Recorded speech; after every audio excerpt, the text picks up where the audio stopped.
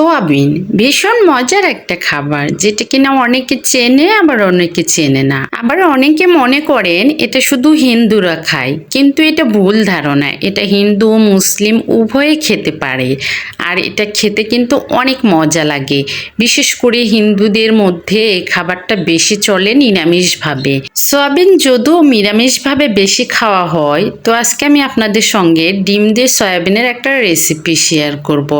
এর জন্য এখানে নিয়ে নিয়েছি সয়াবিন, যেটাকে গরম পানিতে ভিজিয়ে রাখছি, আর নিয়েছি 2টা ডিম, আর নিয়েছি এখানে মশলা। এখন আমি আগে থেকে যে সয়াবিনগুলো গরম পানিতে ভিজিয়ে রাখছিলাম, সেগুলোতে একটু ঠান্ডা পানি দিয়ে সুন্দরভাবে চেপে চেপে পানি ছাড়িয়ে তুলে নিব। সয়াবিনগুলোকে অবশ্যই এভাবে চেপে চেপে পানি থেকে তুলে নিতে হবে। তারপর এর মধ্যে একটু লবণ আর হলুদ দিয়ে দিয়েছি। এখন তেলের মধ্যে দিয়ে সয়াবিনটাকে একটু কিছু সময় ভেজে নিব। সুন্দরভাবে সয়াবিনটা ভাজা হয়ে গেলে এটাকে তুলে নিচ্ছি। সয়াবিনটা তুলে নেওয়ার পর আমি ফেটিয়ে রাখা যে ডিমটা সেটা ভেজে নিচ্ছি। ডিমের মধ্যে হালকা করে শুধু লবণ দিয়েছি, দেওয়ার পর ডিমটাকে ভেজে নিচ্ছি। তারপর আমার ডিমটা এখন ভাজা হয়ে গেছে, এটাকে 4 ভাগ করে নিচ্ছি আর তুলে নিব। তো তারপর ডিমটাকে তুলে নেওয়ার পর আবার কড়াইয়ের মধ্যে দিয়ে দিলাম কুচনো পেঁয়াজ, আর দিয়ে দিয়েছি দারুচিনি, 2টা এলাচ আর তেজপাতা, দিয়ে দিয়েছি পরিমাণ মতো তেল। কুচনো পেঁয়াজটা একটু ভাজা হয়ে গেলে দিয়ে দিলাম পাঁচফোড়ন। পাঁচফোড়ন দিলে তরকারির ফ্লেভারটা অনেক বেশি সুন্দর আসে। তারপর কেটে রাখা আলুটা দিয়ে দিয়েছি। আলুর মধ্যে এখন পরিমাণ মতো লবণ আর হলুদ দিয়ে দিলাম।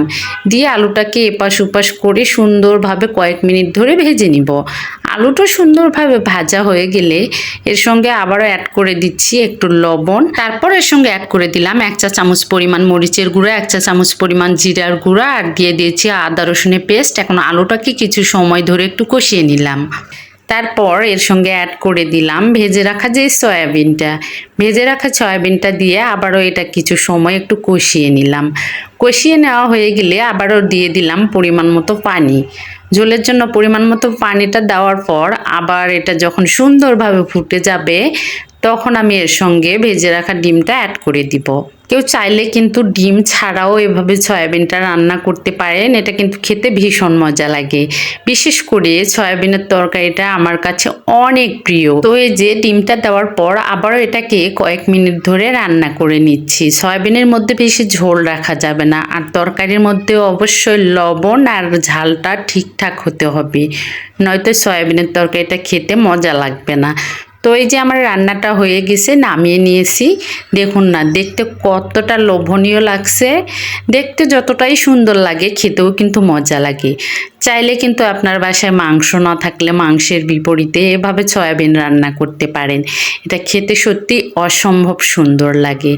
তো আজকে আমার রেসিপিটা সবার কেমন লেগেছে অবশ্যই কমেন্টে জানিয়ে যাবেন। ভালো লাগলে লাইক কমেন্ট শেয়ার দিয়ে সবাই একটু পাশে থাকবেন।